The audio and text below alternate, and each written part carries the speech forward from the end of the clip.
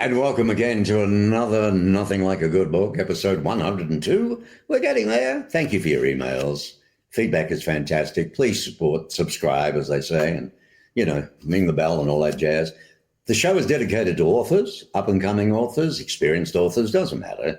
We're about discovering what your book is about, to promote your book for you, and, help you to sell your book. For some people, they don't care about any sales. They've always wanted to write a book. Just get it out there, right? Got a message to tell. For others, I got to sell enough of them to at least get all my money back that I've been paying people to get me published and done and this and that. Yeah, I know. I was at a friend's place the other day and his garage was full of books, believe me. So let's hope you can sell a few. Each one is different. Each one is unique in their own way.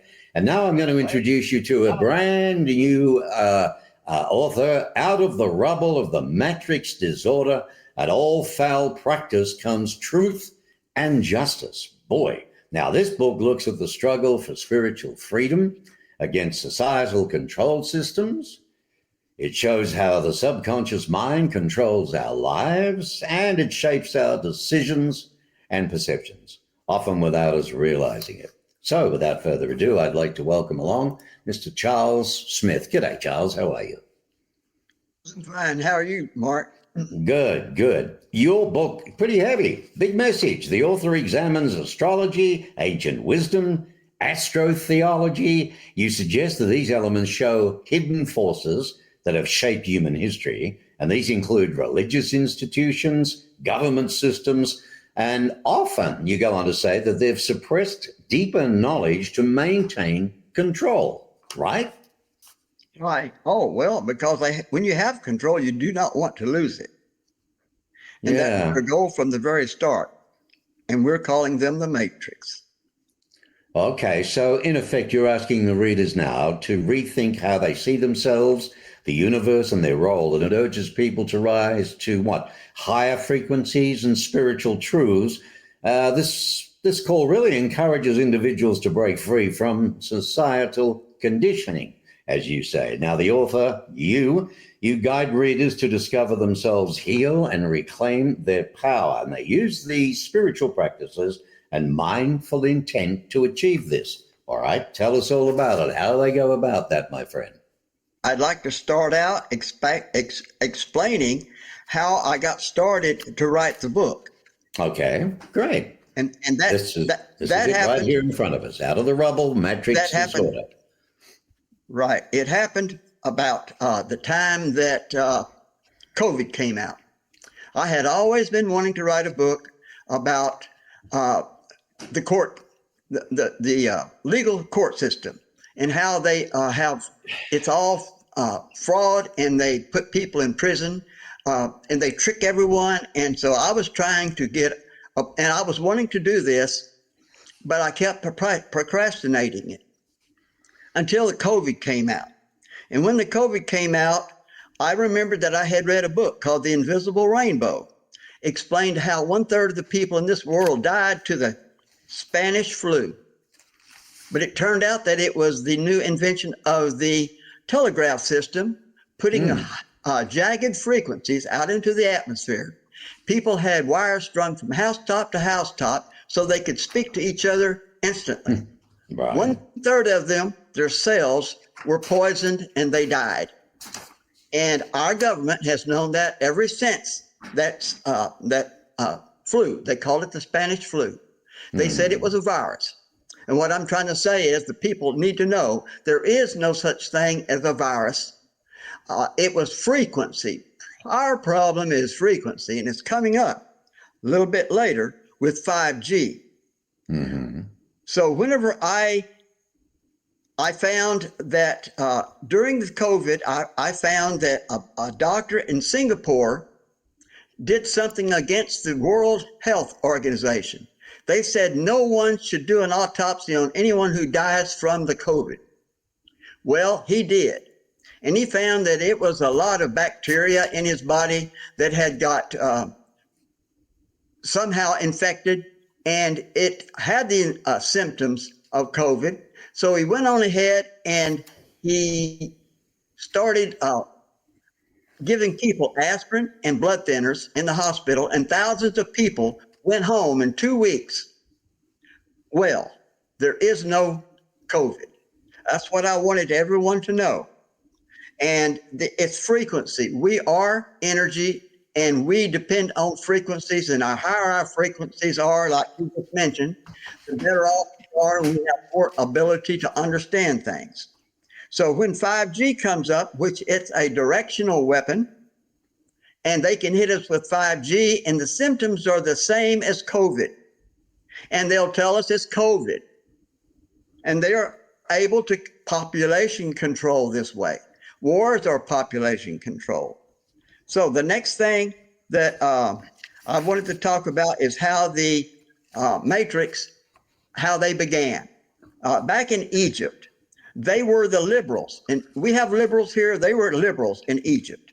And they started banning spiritual history, like they ban history here.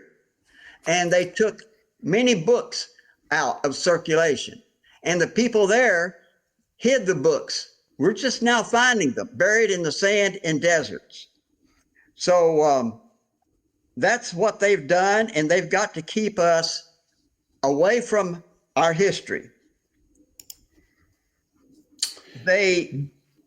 Since they took away all spirituality and all people were spiritual, they knew everything about themselves and the cosmos, and there was no books written about it. The next thing was they wanted to bring themselves in between us and a higher power, which is the universal power, which we're involved with. But so what they did was they instituted what is called a doctrine. Their doctrine was called the Trinity Doctrine.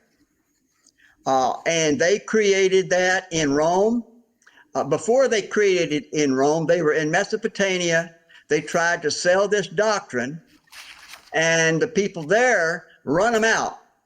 And so they went to Rome, where the Constantine had the armies, and they got with Constantine, and they had what they needed now to control the world, and that was their plan.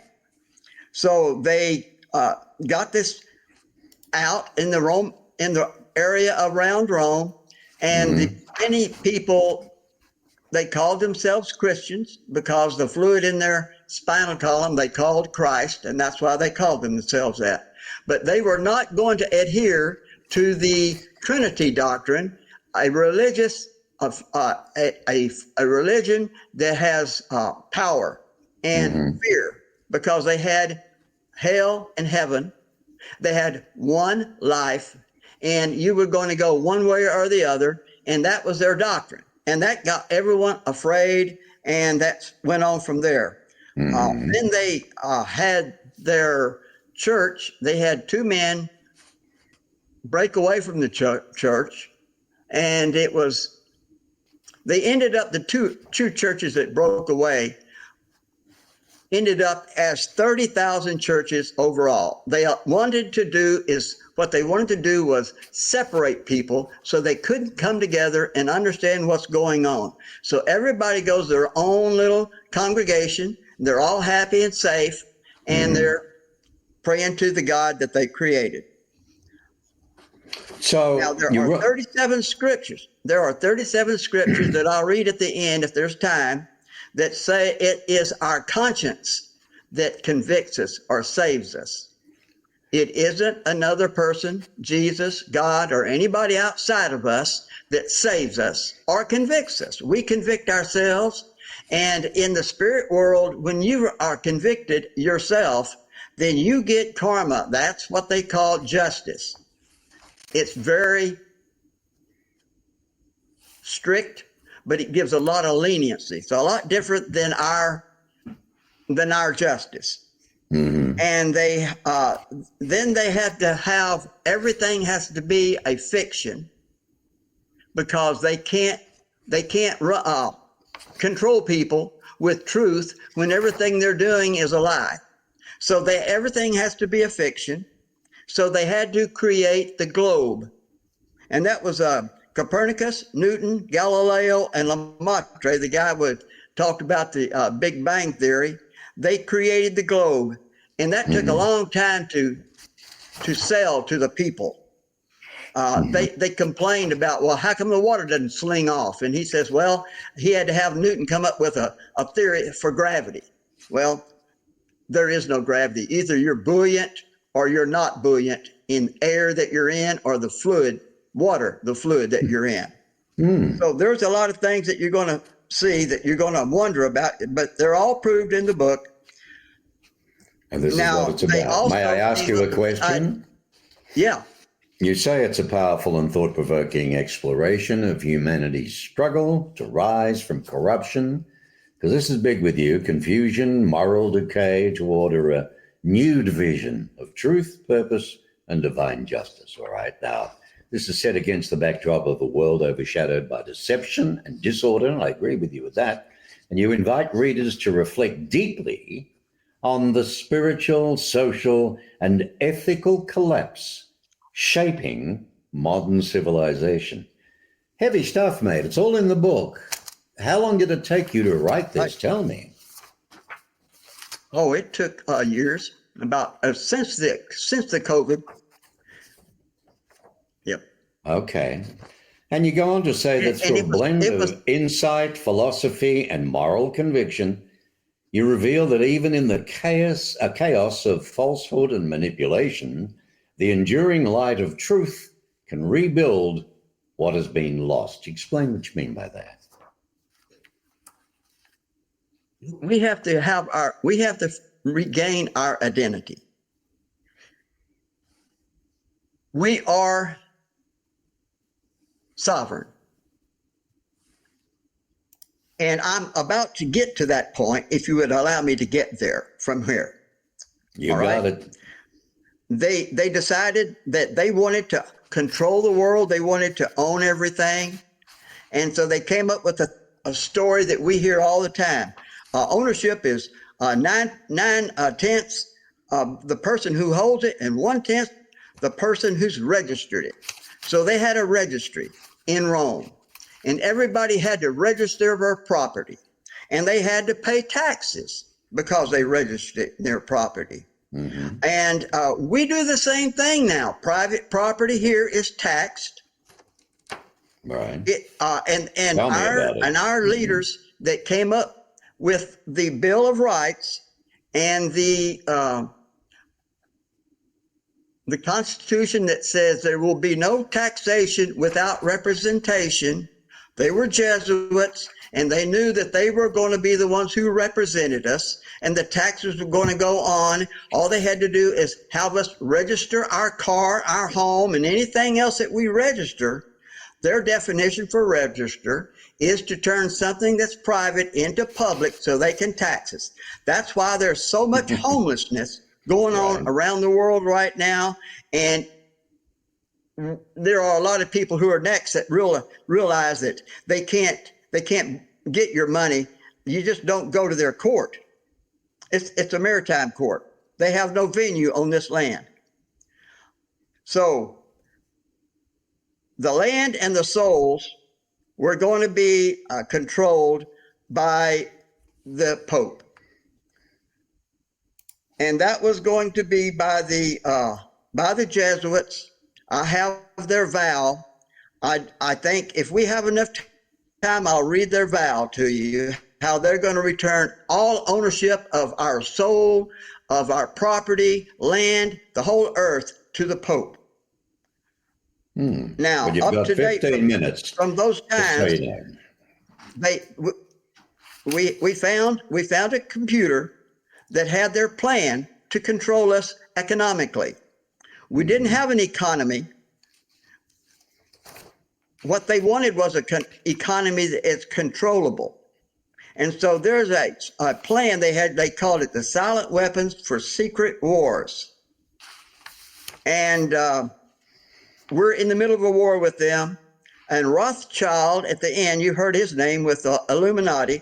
He said at the end of the plan, he says, we're going to be able to control everything the way we want until the people discover their true identity and their power. And our true identity is we're spiritual, we have power, we're sovereign. Therefore, no one can have power over a sovereign person, even another sovereign person, not his church, or not his company, or not his law system.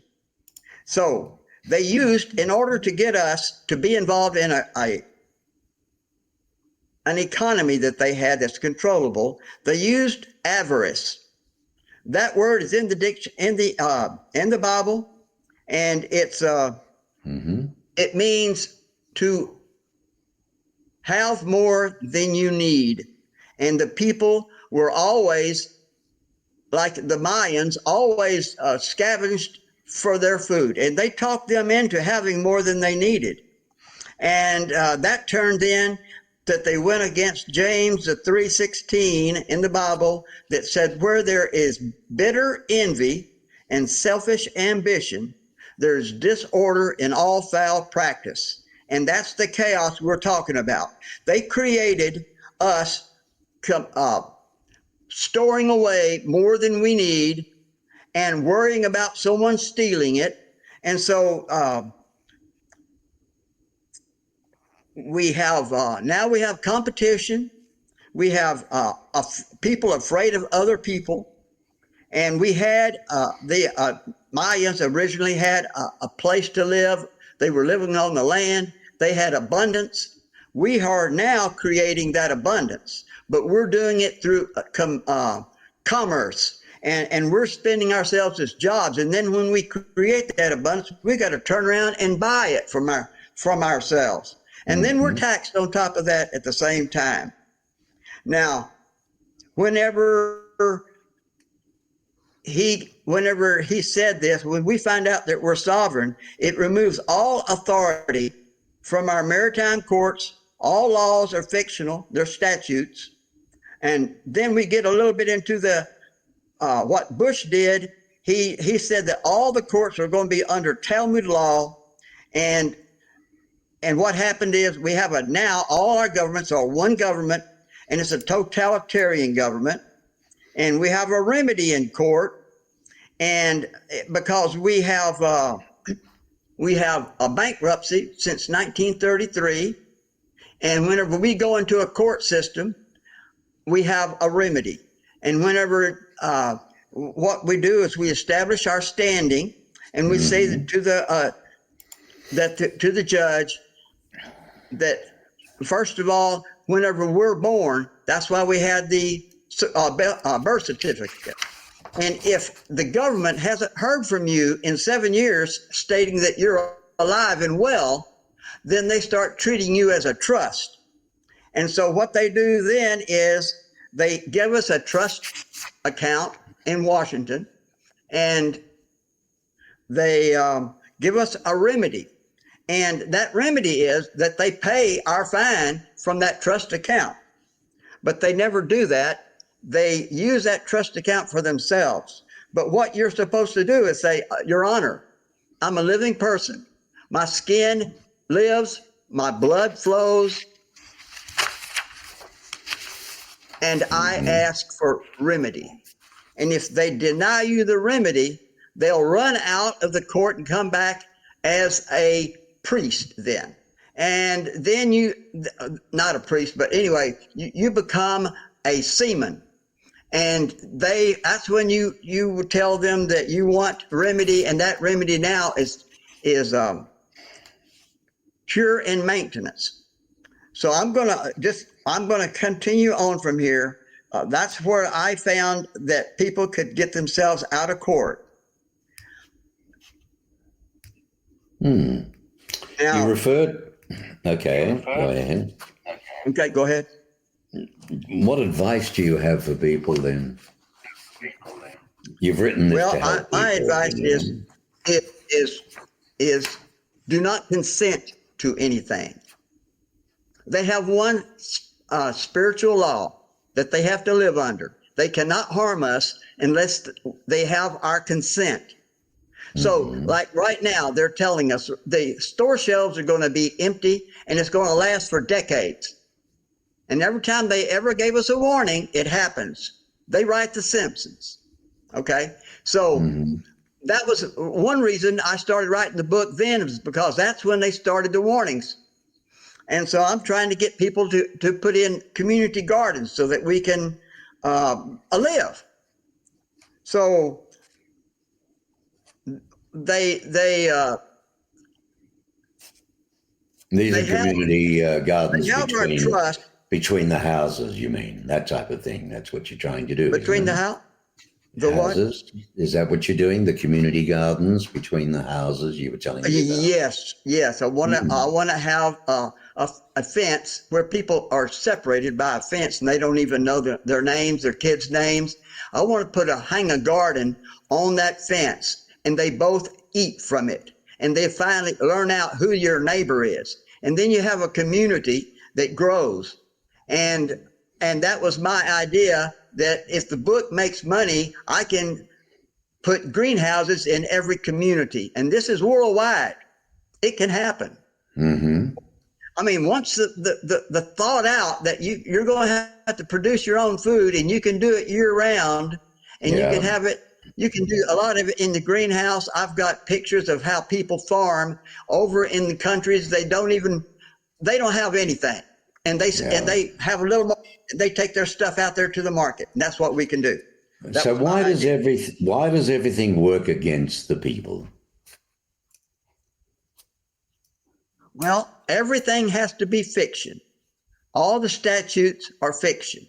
Everything that's a law in this country benefits the government. That's why it's against us.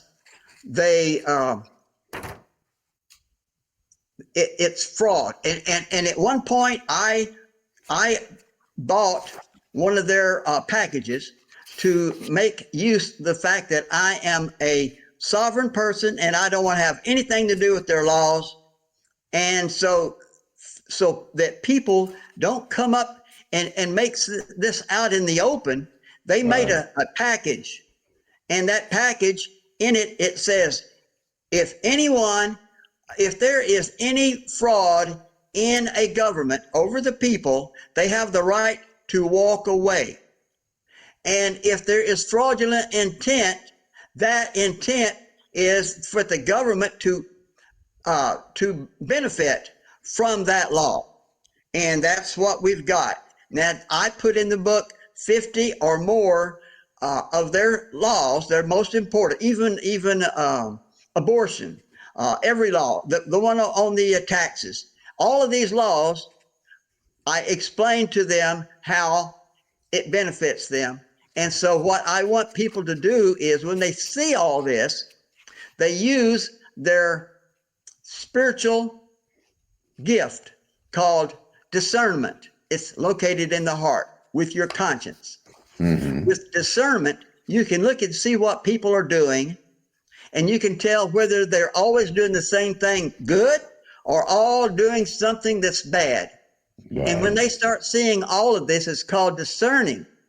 You don't have to go to court. The people can understand that they're being taken advantage of. They can tell that this is not a globe; it's a flat Earth, and that the Navy measured the distance to the dome, and it got into the Encyclopedia Britannica. And as soon as NASA found out, they took all the Britannica that year out of service, and they went to all the libraries and took those books out. So we wouldn't know that there's a dome. You've got a church that is not synchronicity. It says we're a globe, and it says in the Bible, it says we're a flat earth, because everything has to be fiction. When you go into a court, you can't take truth in with you. The only way you can get truth into your case is to go through a Secretary of Treasury, and therefore they know what truths they got to get ready to defend themselves against. They cannot defend themselves against any truth they're not ready. Right. Right. That's the problem with them. Truth cannot be in here, and they tell people don't give out legal advice. That's truth. Everything that's truth is legal advice. So why are logical answers to problems censored then? Because logic brings in truth. And logic requires synchronicity. So that's what I'm trying to bring out. The synchronicity is what you seek. And I asked the people in the church when I left the church, I said, is the Holy Spirit ever going to guide you astray? Oh, no. I said, then why do you believe in the globe? Then they don't want to talk about it anymore. There's nobody in any church, any corporation, any college, anything's a corporation. Everything is a corporation. Every church is a corporation. They all have charters. The United States has a charter in Puerto Rico. Yeah. They cannot let truth out. That's it. So we don't know anything. Everything that we know is a lie. And it's hard to tell someone that. So the book shows it to you. Say that again. Okay. Everything we know is a lie. It's hard enough for people to accept what the hell is, where they are today and what's going on. Never mind this. Wait till the aliens come. That's going to really tip a few over. Well, what are your thoughts on that? We've got one source, one force, right? That's God. Oh, wait, you asked me a question. You asked me the aliens. I got one in, yeah. Those are people that don't live on Earth. Look, there's nobody from Earth. We come to this earth as spirits. It's a school to learn how to raise in your frequency so that you can learn how to love.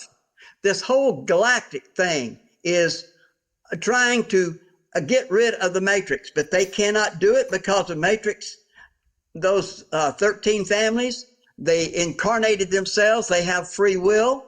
The spirit world cannot go against free will. It's up to us to do it. We've got to do it ourselves, but we've got to have free will. And we don't even know our identity, let alone our powers. So those people have been coming to Earth in their flying saucers all along. I have in my book interview with this will be good.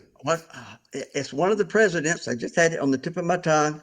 His great granddaughter was here to let people know that they were communicating with the presidents. They're working with us, but our latest presidents are trying to tell us that they're here to kill us. That's fear. That's the fear factor. They're here to help.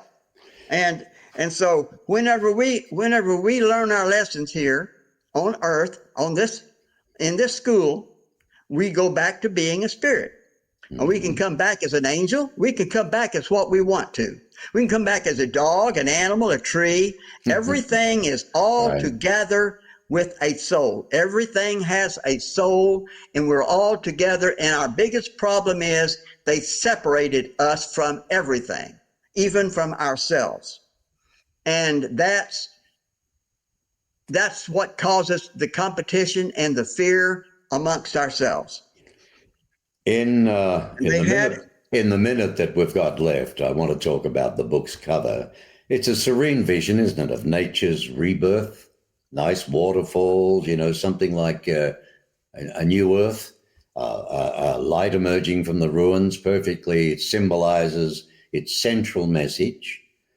From the ruins of disorder, a high order of justice and clarity. In closing, what's the biggest thing you're worried about? That you want? What's the biggest takeaway that you want people to get from this book? Well, I want them to understand that there are 37 verses in the Bible. I'm going to read one or two of them here. First Kings. We've only got a few seconds left, buddy. Keep in mind. Okay, First Kings 8:38, Wisdom 17:11. Golly. Sirach 14:2, Daniel 13:56, Acts 20:26.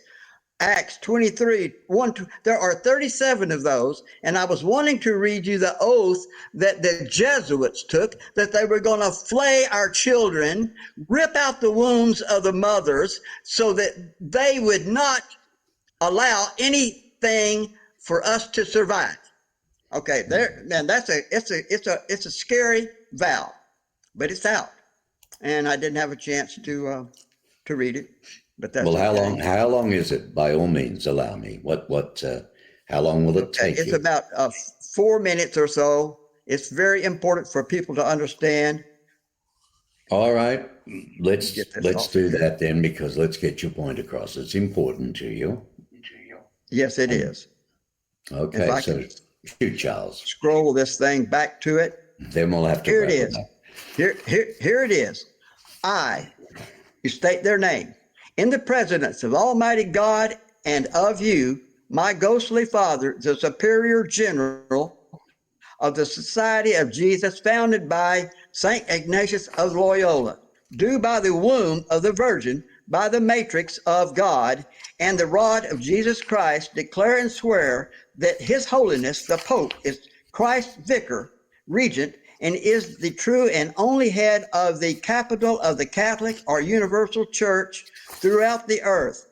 Therefore, to the utmost of my power, I shall and will defend this doctrine and His Holiness, right and custom against all usurpers of the heretical or Protestant authority, and all adherents in the regard that they be usurped and heretical, opposing the sacred Mother of Rome. I do further promise and declare, notwithstanding I am dispensed with to assume any religion heretical for the propagation of the Mother's Church interest. I do further promise and declare that I will have no opinion or will of my own or any mental reservation whatever, even as a corpse, but will unhesitantly obey each and every command that I may receive from my superiors in the militia of the Pope and of Jesus Christ. I furthermore promise and declare that I will wage relentless war, secretly or openly, against the heretics, Protestants, and liberals, to extirpate and exterminate them from the face of the whole earth, and that I will hang, burn, waste, boil, flay, strangle, and bury alive those infamous heretics, rip up the stomachs and wombs of their women, and crush their infants' heads against the walls in order to annihilate forever their execrable race. That's their oath. That's your church. Heavens above. I had people that I went to church with say, oh, but there are good Jesuits. Well, I don't think so. Yeah. They got kicked out of every country they ever went into for taking over governments. We kicked them out here, but then another president brings them back in. So they're here. They're in every corporation, every city hall meeting, everything. They make sure that fluoride stays in our water, in the water supply, so that our brain and our heart don't mix. They don't through the pineal gland. The pineal gland is calcified. A man, his heart doesn't rule. The woman's heart rules. The man's mind rules. That's why they have man in the law system. The women would run this a whole lot nicer. And so that's why we're patriarchal.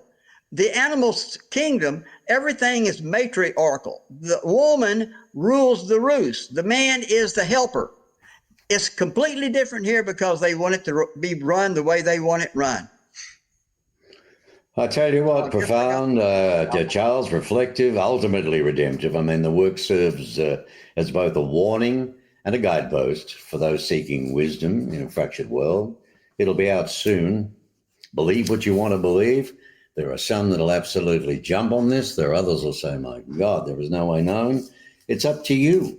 But he goes a lot more in depth in the book than we've got time for here. So, Charles, I wish you well. I hope it sells 1 million, because you want to use all those funds to be able to feed people, and that's a great thing. There's one more thing. The people who produced the videos that I put in the book, they're the ones that whenever you watch the videos, you should go and look at their other videos, because that's who's come up with all this, not me. I did not invent all this. I just brought it together so people could see it all at the same time. And I think that's what was necessary.